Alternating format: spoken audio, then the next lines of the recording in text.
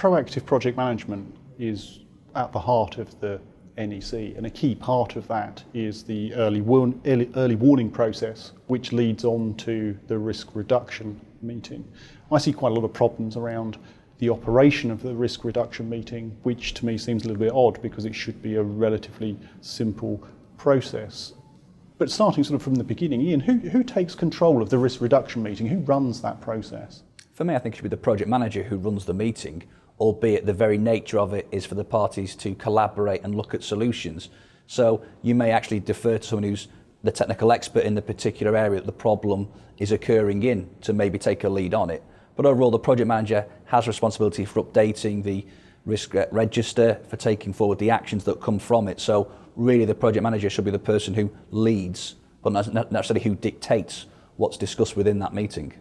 Most contractors would say, actually, I own this risk. I know better what's going on the project. I understand the risk and how it impacts on the project. So not only should I be in charge of updating and managing the risk register, I should also run the risk reduction meeting, and you, Mr. Project Manager, employer, and anyone else who needs to be involved, you should all follow my lead. Why wouldn't that be a better approach, John? Well, I think if the relationship is there, I have seen the facilitation, shall we say, of the risk reduction meeting switch, okay, because the contractor person is deemed to be the more involved in the project, particularly under options A and B, where most of the risk is on the contractor.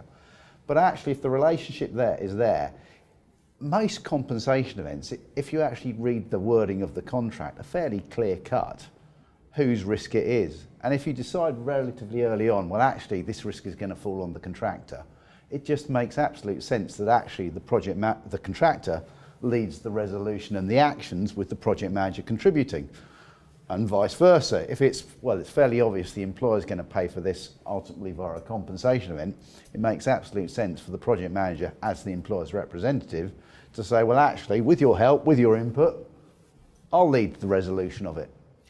Doesn't that lead to the risk reduction meeting starting off or being more focused on ultimate liability than here's a problem, what's the solution? Well, that's if it's fair. What I stress is if it's fairly obvious, what you don't want to do is get bogged down in contractual liability. Meanwhile, the problem outside is getting bigger and bigger. On whoever eventually falls, it's bigger. So don't get bogged down in it. Resolve the problem. That's the first thing. I think that's easy to say, but I'm a supporter of the early warning and risk reduction meetings, but there's always that tension there. If there's a commercial impact upon a decision that's being made, then parties are going to be very guarded about what they say and are going to try and advance potentially their most advantageous commercial position. And that does hinder the risk reduction meeting sometimes and just trying to sort the problem out, which is what the clause is driving at. But does it recognise the actual practical commercial tension that exists within a contract? I think taking that on another step, Ian, the concept of the risk reduction meeting is very focused on the relationship between project manager and contractor. Would you say it's overly focused on that, and actually it should look at a wider group of people? Well, I think the way the contract works is the project manager and the contractor are focal points for their representative teams. The project manager isn't going to work in isolation. They should have a team that works with them. Maybe quantity surveyors, structural engineers, mechanical engineers, etc. So for me, the project manager is the focal point and therefore the person who goes to the meeting, but they should take whoever they need with them to resolve the issue. Somebody from the contractor's side, you may have the lead from the contractor's team going into the meeting, but they'll bring in again whoever they need. It could be a subcontractor who's affected. It could be different parts of the supply chain. So the relevant people should be brought into the meeting by the leads of those two teams. Taking that further, if you say, well, actually, if you've got an empowered team, and I don't mean it, I mean empowered to make decisions which need to then go through the contractual route, a risk reduction meeting can be out on site, where two engineers look down a hole and they decide what to do, and then they write the pro forma or put it on the cloud-based system, on their mobile or whatever, and then it goes through the project manager. Or under some of these cloud-based systems, they can be the delegated project manager within defined constraints. So you can only do this, this, and this action. So risk reduction meetings don't need to be big formal affairs.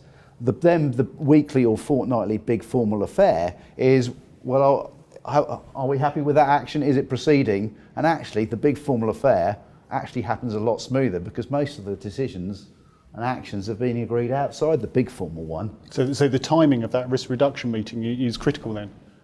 It depends on the nature of the risk that's being examined. And for me, again, it comes back to being it's a means to an end.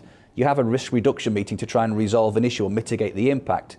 If it's an impact that's going to be 6 months away, 9 months away, maybe you don't need to get everyone around the table immediately. But if it's something that's happening right now, having a major impact, you want to have that meeting as soon as possible. And as you say, it may well be on site, it may well be a conversation, and then you record it subsequently afterwards to meet the contractual requirements. So summarising that conversation, I think what we've discussed really is that it can be appropriate for the project manager to take control of the risk reduction meeting. Equally, it can be appropriate from the contractor, and it's really horses for courses and depends on the nature of the relationship and the type of project. But one thing that does come out very clearly is that you need to be adaptable in the risk reduction process and not get locked into simply reading the time periods and process as written in the contract as if it's set in stone and that's the only way you can do it. You need to adapt that process to deal with the risks as they arise on the project. Thank you all very much. Thank you.